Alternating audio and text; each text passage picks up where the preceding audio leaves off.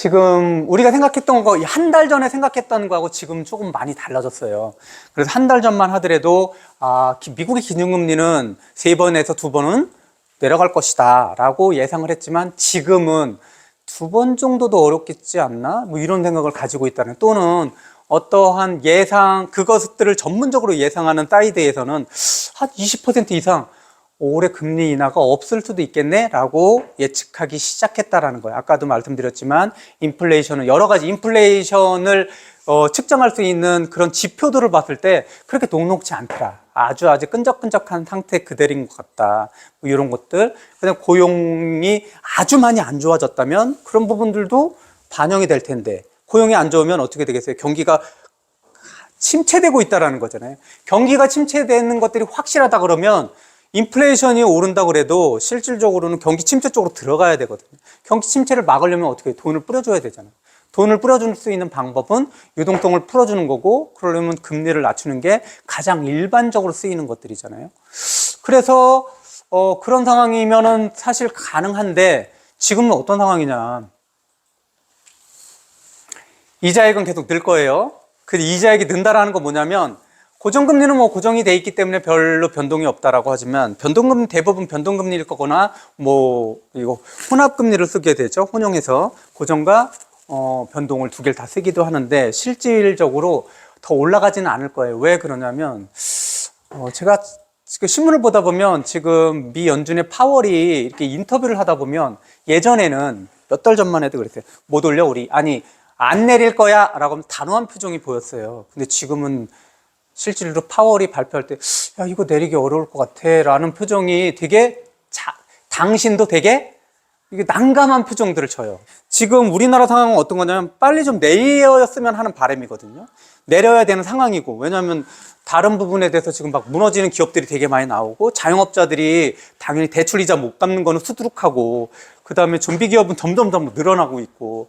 좀비 기업이라는 게 뭐냐면, 사실 본인들이 이익을 낸 것들 가지고 이자를 못 갚는 거예요.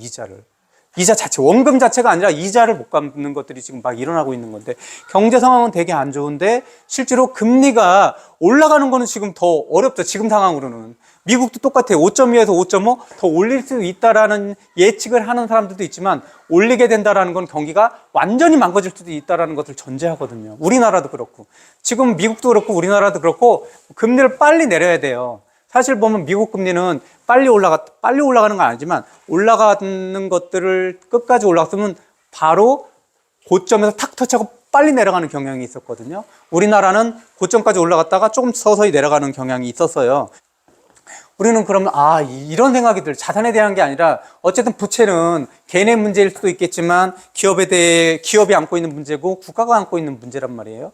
그러면 국가는 뭐 방법이 있고 뭐 기업도 방법이 있겠지만, 방법이래 봐야 그거죠. 실질적으로 국가가 탕감을 해주거나 국가가 또는 국채를 발행하거나 이런 건데, 그럼 개인은 어떠냐.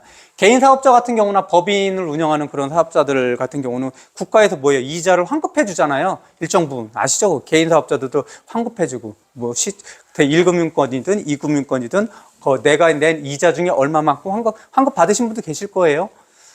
그렇게 환급을 해주는 경우도 있는데, 그것만으로 안 되는 거야. 앞으로도 그러면 어떻게 이자를 갚을 것인데 라는 문제잖아요. 이 부분을 어떻게 생각할 것이냐라고 한다면, 실제로 이 상황이 1년이고 더 갈 수는 있겠지만, 올라가는 상황이 아니라 그냥 유지된 상황이, 때로 내려가지 않는 상황이 유지될 수는 있겠지만, 실제로 이 상황이 유지되거나 계속 유지되거나 또는 더 올라가게 되면, 이거는 더 큰 경제적인 문제가 터지는구나. 그럼 이자액은 부담되겠죠. 늘지는 않지만 계속 우리가 어떤 거냐면, 잠깐 동안 뭔가를 이렇게 천정에 있는 뭔가를 닫기 위해서 발끝을 이렇게 들면, 까치발을 하면은 이게 단기간은 돼요. 달 때까지, 뭔가 일을 할 때까지. 근데 이게, 야, 너는 그냥 앞으로 1년이고 2년이고 계속 들고 있어. 그러면 이거는 감당이 안 되는 거잖아요. 그러면 이렇게 생각해요. 야, 이자액은 계속 내. 그러면 지금 보면 4%, 5% 이렇게, 또 심한 경우 6% 이렇게 이자를 내는데, 이거 부담이네. 내려갔으면 좋겠는데, 그게 아니면 우리는 두 가지 생각을 가져야 돼요. 이자는, 올라간 이자를 계속 부담하는 이자액은 늘어 있어요. 그렇죠? 늘겠죠. 늘은 상태로 계속 가겠죠. 그러면 가계 부담은 있는데, 우리가 생각해야 되는 거는 대출원금도 가치가 하락된다라는 거예요. 왜 우리가 고비용의 이자를 계속 지불하고 있느냐? 뭐 때문이죠? 인플레이션을 잡으려고 고금리 상황을 유지했잖아요. 고금리로 인해서 우리는 이자액을 높은 이자를 계속 부담하고 있는데 이것만 생각하니까 심적으로 부담이 되는 건데 이 반대 사이드에는 뭐가 있냐면 대출 원금에 대한 그 돈에 대한 가치가 하락하고 있다는 거예요. 그러니까 인플레이션이 높잖아요. 그러면 원금에 대한 가치 하락은 더 많이 일어나고 있다는 거죠. 지금 우리나라도 그렇고 미국도 그렇고 다른 나라도 그렇고 보통 인플레이션을 2%에서 3% 잡는다고 얘기를 하잖아요. 목표가.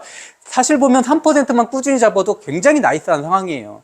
근데 지금 상황이 지금 이렇게 고금리를 유지하는 것들은 3% 이상이잖아요. 실제로 보면 제가 봤을 때 연간 한 5% 이상씩 올랐단 말이에요. 물가가 작년 2년만 보더라도 2022년, 2023년. 그러니까 물가가 인플레이션이 5% 이상씩 올랐다라는 것은 딱 1대1로 매치는 안 되지만 물가가 올랐다라는 건 그 반대는 돈의 가치가 하락했다라는 거잖아요. 그럼 2년 정도 치면 적어도 10% 이상 돈의 가치는 하락했다라는 거예요. 그럼 이 생각을 해보세요. 내가 1억을 빌렸어요. 1억을 빌렸는데 맨 처음에는 그 1억을 대출했는데 거기에 대해 이자가 5%는 아닐 거예요. 그래서 5%라고 쳐도 1년, 22년 1년, 그럼 500이죠. 22년, 23년 500, 1000만 원이잖아요. 그러면 그 1억, 내가 빌린 1억, 그 빚은 가치가 얼마나 또 하락했느냐. 적어도 2022년 5%, 2023년 5% 하면은 그것도 지금은 9천만 원 정도의 가치밖에 없다. 그러면 이건 아주 보수적으로 보지만 내가 지불한 이자가 얼마인지는 모르겠지만 내가 보면 적어도 5% 이상을 계속 내지 않았다면 이자로 지불한 그 금액하고 원금이 하락한 가치는 제가 봤을 때 원금이 하락한 가치가 조금 더 높을 거예요. 그러니까 크게 걱정하지 않으셔도 된다는 이 심적인 거예요. 심적인 것들. 실제로 이런 일은 이루어지는데 우리는 모두 여기에 대한 집중이 되지 이쪽은 보지 못한다는 거예요. 국가가 하는 일에 이게 국가가 부채를 갚는 방법이 이런 방법인 거죠. 10년 전에 우리가 국채를 발행해서 빌렸던 그 돈을 10년 후면은 가치가 기본적으로 3%만 해도 10년 뒤면 30% 떨어지는 거잖아요. 이건 아주 좋은 상황이고 실제로 4%라고 그러면 국가가 10억을 채무를 냈는데 실제로 10년이 지나면 6억 정도의 가치밖에 없다라는 거죠. 그게 20년 지나면 더 떨어지는 거죠. 2억 정도의 가치. 그게 훨씬 더 떨어진다는 거죠.